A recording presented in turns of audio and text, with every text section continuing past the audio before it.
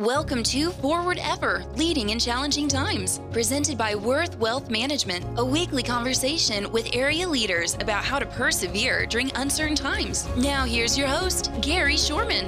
Hi, and welcome to Forward Ever, Leading in Challenging Times. It's good to have you listening along with it because we have an interesting topic today that really addresses many of the things that are happening in Northwest and frankly, Western Kansas. And it has to do with how we continue to move forward, how we think forward, how we do the right things for not only people in our community, but specifically in this case, students in our community. Our guests on the program today are Roberta Myers and Kayla Cullens. They are both talking about what's taking place over in the Wilson schools and what's going on there. I'm going to start with Roberta. First off, Roberta, before we talk about schools and that sort of thing, tell me a little bit about yourself. Well, I'm a retired educator, a teacher addict, one of those that stayed a long time. And I guess I've never fully recovered because my husband tells me all the time, I know you're a teacher, but you're not my teacher. So I have tried to reach out to other teachers, and I've learned about their plight here in this area. And I've always been a kid advocate. So with that in mind, I've gotten involved. I didn't know a lot at the beginning, but as I learned more and more about the situation, I felt like it could have been done a lot differently. Okay, we'll talk about specifics. Next to you is Kayla Cullens. Kayla, why are you on the camera here? Oh, well, I'm passionate for the community. I have two children. One has graduated from Wilson High School. My youngest will be a senior next year, and unfortunately, she will not graduate from Wilson High School. But the main reason, why I am here is because I believe that schools are vital to rural small towns. And without the collaboration between both, our towns will die out. And I think it's important that we fight to keep them. Well, that makes sense. So let's go back. Roberta, you jumped in on this. You're not necessarily a voter on the issue, but can you give us a synopsis, kind of a quick overview of what's taking place at the Wilson schools that's causing all of this attention? Well, I believe the most tragic is that in any closure vote, before you start, you should have your prepared paperwork. You build relationships, you find common ground, you look at other less drastic cost-saving measures, and then you go back to building relationships. And for some reason, there's a failure here. And I feel like the students have never been put first. The students are the most important resource in this district. And I feel like they are being harmed. So Roberta, when you say that, when you talk about, so overall, somebody that's just coming new to the subject, the Wilson School District is planning to be closed. What's happening? What's the real life version of what's taking place? Currently, Wilson 712 will be closed come July 1st of this year. And that is a done deal at this point? Unless the board would change course, they still could. They have a board meeting coming up next Monday. They have the possibility of calling a special meeting. I think there are a lot of patrons right now that are uncertain. The disorganization petition is unclear. The end result is unclear, and it has promoted a lot of uncertainty across the whole district, and voters are trying to decide what exactly they're voting on. Okay, so there's going to be a vote. I understand the vote is coming up August 1st, but coming up to this time, as I understand it, the school board has put together a disorganization plan that they have supported. The locally elected school board members have done that. And as a result, the school 7 through 12 will close on July 1st, and those students go someplace else, whether it be Claflin or Ellsworth or someplace else. So that is already put in place. There is a school board meeting coming up this next week on a Monday where they're going to rediscuss that and do that. What are you guys, when you take a look at that? I'm going to jump in real fast. Is anything wrong in that? Is anything wrong in that? Yeah, I think there's a little bit of misinformation in that. The district did vote to close Wilson 7 through 12 and transfer students to Claflin High School. That was I think, decided on in January. That they passed a resolution, and that was done in January. In the meantime, we have asked for extensions. We've looked in land transfers. We've done a lot of different things. But the petition for disorganization is that came about by patrons who signed a petition to get the question on the ballot. The school board doesn't really have a plan in regards to disorganization. If it passes, that'll come from the state. Okay, so there's two different things at work. Yes. Mm-hmm. The school board being the school board closing the school based on their efforts, and that would take place 7 through 12 going to Claflin. But the disorganization plan, which is a whole different subject, Mm-hmm. not totally different, but a related subject, that is still in the works, and that's what the community will vote for. Right, because that'll actually dissolve the entire district with the State Board of Education determining where each attendance center will be assigned to a new district, a neighboring district. So reading, there's a lot of information, and Roberta, you provided a lot of information on what's going on and what's taking place. I want to talk about statewide ramifications first, and then we're going to come back after a break and talk a little bit about what parents and what people need to know in Wilson specifically. The disorganization process is taking place. When I grew up, I was in a country school for 3 years, and I think, Roberta, you've been through some changes as well in a school. But we they call it consolidated back in those days, and I ended up at a bigger school in Wakefield, Kansas, if you can call that a bigger school. But I went from a one-room schoolhouse with this they really dates me, but there were a boys' outhouse and a girls' outhouse, and there was not necessarily running water in those places. Anyway, but they closed those down, consolidated, put it in Wakefield, and I ended up in Wakefield through 8th grade, then moved to Clay Center for high school. So I ended up through some of that consolidation. What is the difference from that type of thing to the disorganization? You want me to carry that? Okay. Well, consolidation is usually brought on between the school boards. They agree, they come up with a plan, they submit it for approval. Disorganization, and the disorganization that we're doing is the first in the state of Kansas. It's coming from an electoral vote. The school boards don't have a plan. There was nothing presented. So that will basically, if it passes and we choose to disorganize, then the State Board of Education will come in and they will hold hearings with the community members, and they will determine how to best push different parts of our district to different neighboring districts or all to one. It's really kind of up in the air, but more than likely it'll just be, they'll probably push the south end to different communities or different districts, I should say, and the north end to a different district. But as of right now, there's no set way to do that. There's nothing that really defines which way it will go.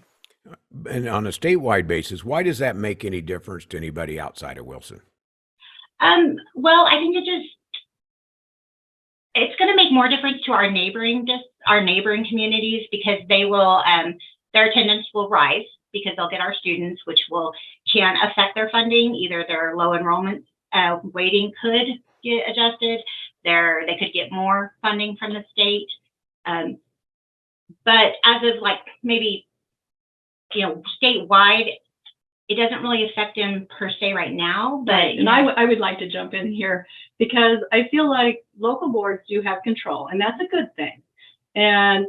But with this process, it has become 3 financial reasons were the reason for closure, but the evidence for the financial reasons has never been displayed to the public. And I would challenge the board right now to put that evidence forth, especially the evidence they put forth on January 4th at the hearing. And it does affect other schools, both large and small, in the state of Kansas. When we went to testify before the Senate Education Committee, we were told that Lawrence has a dispute between north and south of schools, north and south of I-70. We were told that Derby is going through something similar. So it's not just a large, small school thing. It is the process in which it happens. The school closure process should be smoother and more transparent. And because this school board has there's been a lack of transparency and a lack of providing the evidence, some of that, which wasn't even available to the night of the hearing, the public in Wilson has said, we want actual facts. And the state responded. The Senate and the House passed House Bill 2138 saying that there should be a smoother process, that any closure vote, with a closure vote, there should be a year for school districts and parents and students to adjust to that process and that change. And we asked for that 1 year extension. I don't think that was in the House bill, though. It does say that there would be a 1 year. That didn't pass. Okay, that could possibly be, but so the idea being, though, is there's a little bit of confusion on how to make this all work. But I want to take a break, come back here, and want to talk about specifically now what's happening in the school of Wilson, what takes place. Obviously, as it stands right now, your daughter, correct, will be going to another school somewhere for her senior year. And there's others in the school obviously be affected as well when that happens. So let's take a quick break. Complicated issue, but certainly one that is important to all of us here in Northwest, Western Kansas, or any smaller community in the state of Kansas. Back with more after this. The most successful investors are those that can keep their emotions in check and take a longer-term view at what portfolios will be worth 3 to 5 years down the road. I'd say that's the most important in determining what investor outcomes are. Market corrections will continue in the future. We've seen many of them over the years, only to see equity prices rise higher, and that'll be the case in the future. Worth Wealth Management, enhancing lives and strengthening families. Welcome back to Forward Ever, Leading in Challenging Times. Roberta Meyer is our guest, along with Kayla Cullens. We're talking about an issue taking place in Wilson, Kansas that has maybe bigger ramifications on smaller communities and how they either consolidate, how they transition to different areas, how they keep the good things in their community. Had to do with the closing of Wilson schools grades 7 through 12. That is scheduled to take place. I'm going to go to Kayla first here. And Kayla, coming out of the break, we went into the break talking about kind of the bigger picture of the complicated issues, and there are complicated issues here involved with how you go about this process. What are the steps you're hoping to see happen in the next few weeks that could maybe change the course of this? Well, unfortunately, I don't see the next couple weeks making a difference for us right now. My daughter, who's going to be a senior next year, we have enrolled her in a neighboring district. She will be an out-of-district student for next year. So we've already taken the processes to do that because she needs to know. She can't keep going up in the air, and with the athletics and things like that, we had to do it. So unfortunately, I think the time's up for the students, and it's been very stressful for them. Understand that. And so in the community, what are the steps people in the community, your neighbors that are in the city of Wilson, the community of Wilson, even extending outside a little bit, what are they talking about? Well, with the petition or the disorganization vote, and why most of them are looking for a yes vote, meaning they would like the disorganization, is because we lost confidence in our local board that they're acting in the best interest of our students. And we feel that in order to keep the buildings, either whether it be K through 6 or even bring back a 7 through 12, that we're going to have to, divide. We're going to have to go to a new district and get under some different leadership. And so that vote would be, you're encouraging people to vote yes, that would allow things to happen. And does that get rid of the local school board then? No, it just puts us under a different school board. We'll be under the one, at the neighboring district or wherever we're assigned. Well, you don't lose your school board or your local control. You're just kind of working under a different one then. So that's an important vote. It takes place in the community of Wilson. And Roberta, you mentioned you're 200 yards outside. What is the district? How does that set up that allows certain people to vote and others not to? Well, the district is very geographically challenged. You can go from the northwest corner, which is to the southeast corner, and it's 42 miles. And some of those patrons would, if they transferred to the southern part, they would have to make that drive one way, 42 miles every day. It's a burden that I feel like if the tables were turned, would not be happening. I also feel like there was an option for a voluntary land transfer, and at the time, the laws did not support that. Another reason to go to Topeka and get a law change, which low enrollment funding, if your enrollment goes up, your low enrollment funding goes down. That's a detriment to any district surrounding the area to take on Wilson. But that has been changed. Mm-hmm. Well, the low enrollment funding will be, yes, that's part of the bill, in place for 3 years. Yeah, but it's part of that Gannon Supreme Court decision. So the actual formula has not changed, but the amount of funding available in the fund has changed. So what's interesting, and you guys are working hard, and I've seen all the information. There's a lot of information there. There's people listening out here today that are going, boy, it's complicated. We've heard about it in the school funding, the Supreme Court, all of this is really tough. The smaller the community, the harder it is to retain those resources to have a good school, to do those things that you need in today's world to create that. I'm going to go back to Roberta, and you mentioned that you're one of those teacher addicts, basically. You've taught for years, you've done that. How can local schools continue to be relevant with a really good education for their kids as the population declines? How do you keep the fire, so to speak, in the school? And Kayla, a good parent, understands that as well and may be a part of that. But Roberta, help us with that answer. Well, I had an individual tell me that small schools actually are cheaper to run. You have less expense. It's just like you can take Wilson, and it's a little micro community. And it's very simple, but it serves the needs of the people. You can have small schools that serve the needs of the students. And with that, I'll use the example, because cost per pupil is always important.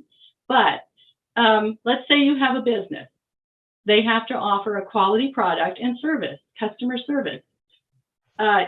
You could go to Walmart and probably get a cheaper price. But if you want quality and service, I don't think you can beat small schools. And you get that one-on-one. Yes, correct. They might not offer all the programs, but because they don't offer all the programs, and you may make several different sports like a swim team, they actually keep the cost down. And some of your students that have special needs can stay in a classroom because you have smaller class sizes. The teacher can support that student right within that classroom. It's called inclusion, rather than a pull out where you have students having a separate teacher. So small schools can save money. Kayla, your input of, you're moving your daughter, and you have other kids that are coming up through the local school as well. Or is that your last? No, my daughter is my youngest. She'll be my last. And she'll be your last one through. As you talk to others in the community and you're doing this, what is your kind of short story to them on why they should vote yes in August? Well, I think the main reason is for confidence, that, a confidence that the board is looking after our kids, that they're going to work with our community. We have a K through 12 building where they're all under one roof. And so to move half of that out, it was just doesn't make sense to the community, which kind of leads to the fact that they're not really caring about us here. And so we need to, look to the future, look how we can work with somebody who wants to work with our community and watch us thrive as they thrive. What's best for us is best for them. Would you ever see the 7 through 12 come back to Wilson? Possibly, I do. Yes, it'll be under probably different scenarios, maybe a private Catholic school, perhaps. But I think if we work well together and we work with a new district, I think we can accomplish that goal. What I like about the conversation we've had is you guys are both back in that Wilson area, even though you're just outside a little bit, Roberta, but you're back there.